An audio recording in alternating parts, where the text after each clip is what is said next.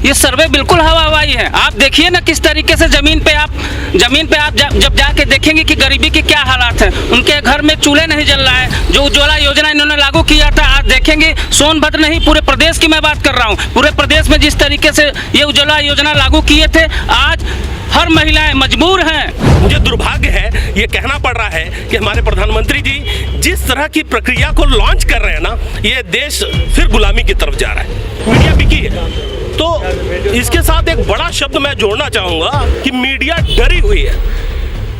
इस लोकतांत्रिक देश में पहली बार ऐसा हो रहा है कि कोई भी संस्था डर के काम कर रही है। बिल्कुल विश्वास नहीं है सर्वे पे, क्योंकि इनके सरकार में पूरी मीडिया भी बिकी हुई है कि ये तीनों स्टेट कांग्रेस पार्टी जीतने जा रही है और इनकी पोल वहीं खुलेगी और उस चुनाव के बाद देश का जो रुख चेंज होगा, इनकी तख्ता पलट करने के बाद ही शांत होगा। और मैं निश्चित रूप से कहता हूं कि कांग्रेस पार्टी और इंडिया इस बार 2024 में सरकार बनाएगी।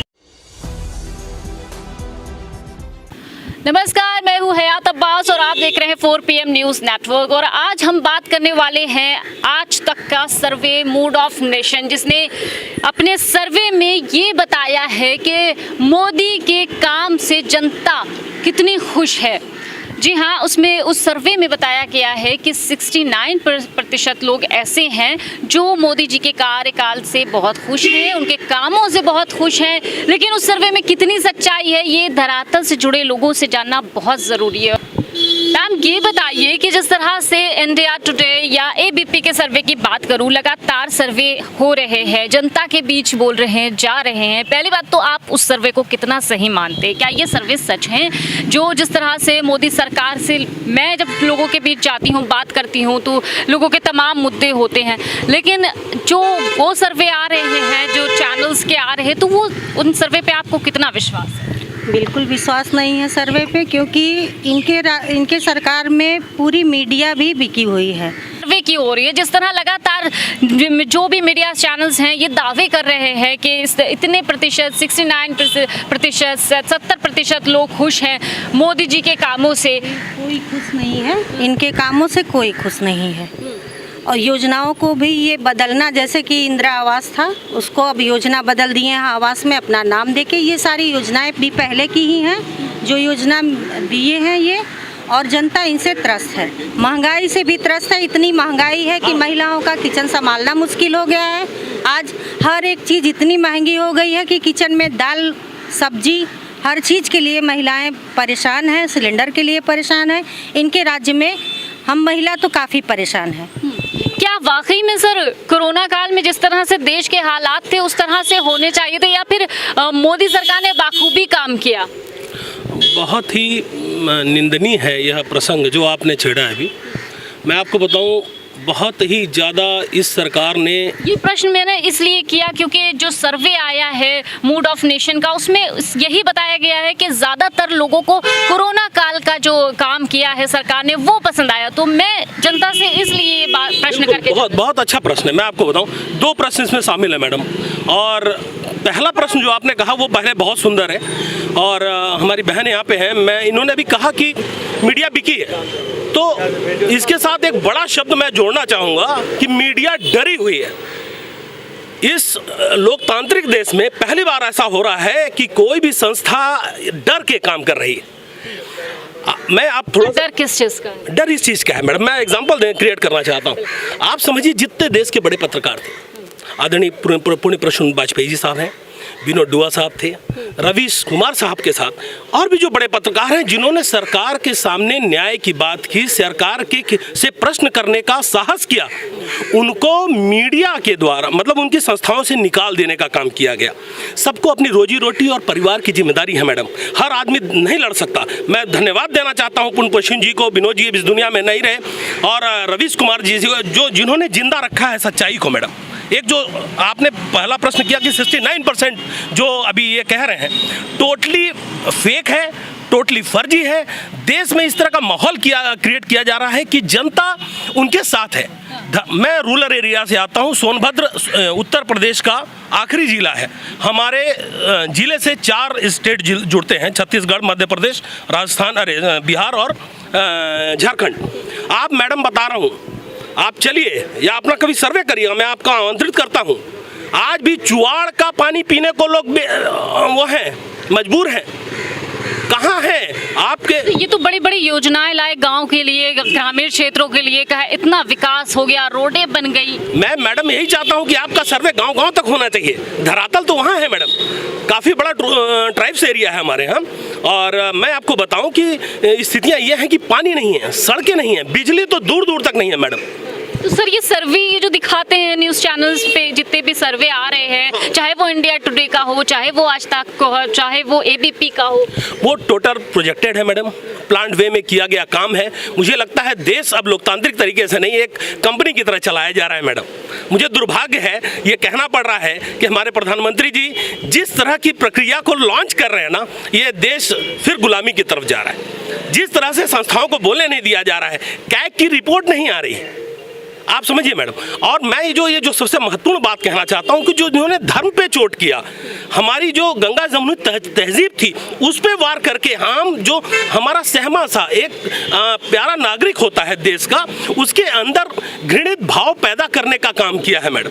तो ये जहर फैलाने का काम कैसे शुरू हो, किसने किया? एग्जैक्टली देखिए मैडम, जैसे इन्होंने क्या किया, इनके पास कोई, जब ये आए थे और ये 2 सीट पे थे, तो इन्होंने क्या किया कि भारत के अंदर सबसे पहले जिस तरह अंग्रेजों ने काम किया, हमको विभाजित करने का काम किया। इन्होंने राम मंदिर का मुद्दा उठाया। चलिए, एक मैं मानता हूं कि किसी के धार्मिक विश्वास का मुद्दा हो सकता है मैडम, लेकिन जिस तरह से घटनाएं होना शुरू हुई, हिंदू मुस्लिम दंगे भड़के, जिस तरह से हिंसा, आप समझिए कि राम मंदिर का मुद्दा इन्होंने उठा लिया। आज आपको बताऊं कि इसके बाद इन्होंने मथुरा का मुद्दा उठाया, क्योंकि इनके जब मुद्दे खत्म हो जाते हैं तो ये धार्मिक उन्माद पे ही अपना बेस बना के ये लड़ना चाहते हैं, जिससे ढेर जो इमोशन से जुड़ जाता है और आम पब्लिक। सर आपने दंगों की बात की, लेकिन ये सरकार तो ये दावा करती है ना कि हमारे जब से हमारी सरकार बनी है तब से दंगे खत्म हो गए देश से। मैडम मुझे लगता है अगर आप एक पत्रकार हैं, आप देखिए चाहे दिल्ली में रहा हो और जिस प्रकार से मुजफ्फरनगर या और बाकी क्षेत्र में जिस तरह की चीज़ें निकल के आ रही हैं, जिस तरह से एक धर्म विशेष के लोगों को टारगेट करके मारा जा रहा है, ये दंगे से बड़ा है। उससे क्या होता है कि हमारे देश की शांति पे असर पड़ता है। लोगों को यह सोचने का मौका नहीं मिलता कि किसी धर्म विशेष का जो व्यक्ति है उसके ऊपर की विशेष लांछन लगा के, उसके चाहे जाति के आधार पे, उसके भोजन के आधार पे, उसके पूजा पाठ के आधार पे उसको चोट पहुंचाना, ये इस लोकतांत्रिक देश की खूबसूरती नहीं रही है कभी भी। जिस प्रकार से हमारे पूर्व के नेताओं ने खूबसूरत देश को बनाया, हमारे यहाँ आज़ादी थी, हर धर्म के लोगों को प्यार विश्वास के साथ रहने की, लोकतांत्रिक तरीके से हमारा देश चलता था। लेकिन इन्होंने बहुत ही प्लान्ड वे में देश की मजबूती को और देश की आवाज को रोकने का काम किया है। 2024 लोकसभा चुनाव बहुत करीब हैं, सर्वे कुछ दिखा रहे हैं जो टीवी चैनल्स पे चल रहे हैं, दरअसल पे क्या जनता चाहती है 24 पे? मैडम मैं एक आम नागरिक होने के नाते और आपसे कहूँगा कि मध्य प्रदेश, राजस्थान, छत्तीसगढ़ भी 3 चुनाव के रिजल्ट आने हैं। आप मीडिया हैं, आप चौथा स्तंभ है देश का। मैं आपको निश्चित तौर पे बता रहा हूँ कि ये तीनों स्टेट कांग्रेस पार्टी जीतने जा रही है और इनकी पोल वहीं खुलेगी और उस चुनाव के बाद देश का जो रुख चेंज होगा, इनकी तख्ता पलट करने के बाद ही शांत होगा। और मैं निश्चित रूप से कहता हूं कि कांग्रेस पार्टी और इंडिया इस बार 2024 में सरकार बनाएगी। बिल्कुल, थैंक यू सर। आपका क्या नाम है सर? शत्रुंजय मिश्रा। सर यही सवाल है मेरा, सर्वे पे बात कर रहे हैं, कितने प्रतिशत सच्चाई है?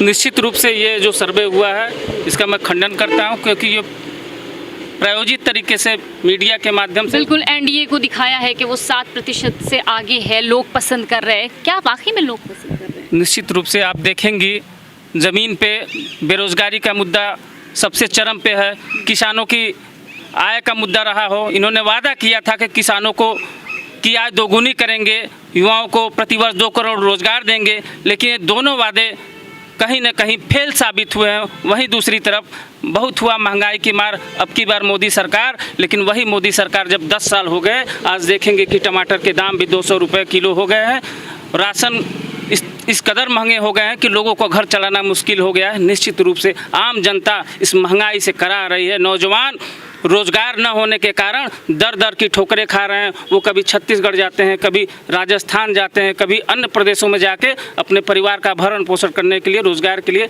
अपना जगह तलाश रहे हैं। और मैं आपको बताऊं, सर ये सर्वे को कैसे देखते हैं? ये जो सर्वे आ रहे हैं लगातार, इंडिया जो मैं आज तक की बात करूं, एबीपी की बात करूं, इंडिया टुडे की बात करूं, ये सर्वे बिल्कुल हवा हवाई है। आप देखिए ना किस तरीके से जमीन पे आप जब जाके देखेंगे कि गरीबी के क्या हालात हैं। उनके घर में चूल्हे नहीं जल रहा है। जो उज्ज्वला योजना इन्होंने लागू किया था, आज देखेंगे सोनभद्र नहीं पूरे प्रदेश की मैं बात कर रहा हूँ, पूरे प्रदेश में जिस तरीके से ये उज्ज्वला योजना लागू किए थे, आज हर महिलाएं मजबूर हैं।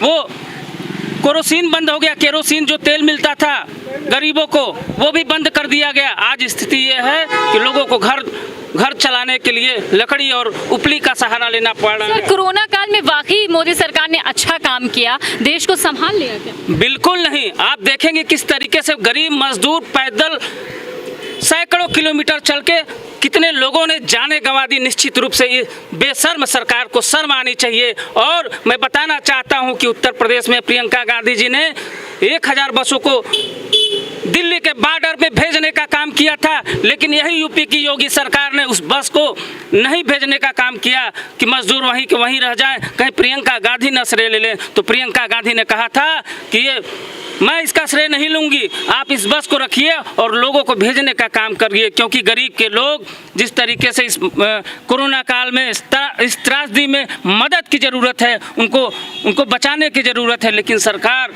इस बेशर्म सरकार ने उन गरीबों को मदद करने के बजाय चुनाव में मशगूल थी, लोगों को मदद नहीं कर रहे। ऑक्सीजन से आप देखेंगे, ऑक्सीजन की कमी से लाखों लोग मर गए। मैं बताना चाहता हूँ कि इस दौर में भी यूथ कांग्रेस का एक बंदा जो दिल्ली में है, श्रीनिवास जिसका नाम है, वो यूथ कांग्रेस का राष्ट्रीय अध्यक्ष है। उसने लोगों को पानी पिलाने से लेकर खाना खिलाने से लेकर ऑक्सीजन तक पहुँचाने का काम किया। ऐसे नौजवान युवाओं को भी मैं सलाम करता हूँ।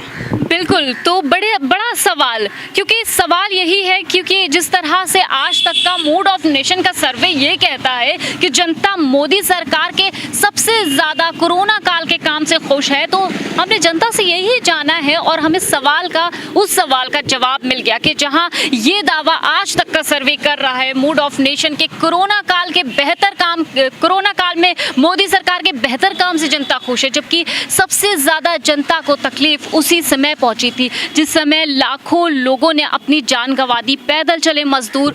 वो ये जनता कैसे भूल सकती है जब ऑक्सीजन की कमी से कितने लोगों ने अपनी जान गंवा दी। जब मैंने लोगों से सवाल पूछा तो लोगों को अपने वो परिजन याद आ गए जिन्होंने कोरोना काल में अपनी जान गंवाई थी। जहां आज तक का सर्वे ये दावा करता है, वहीं ज़मीनी हकीकत उस सर्वे को तार तार करती है। कैमरा पर्सन सत्यनारायण के साथ मैं हयात अब्बास, 4PM न्यूज़ नेटवर्क।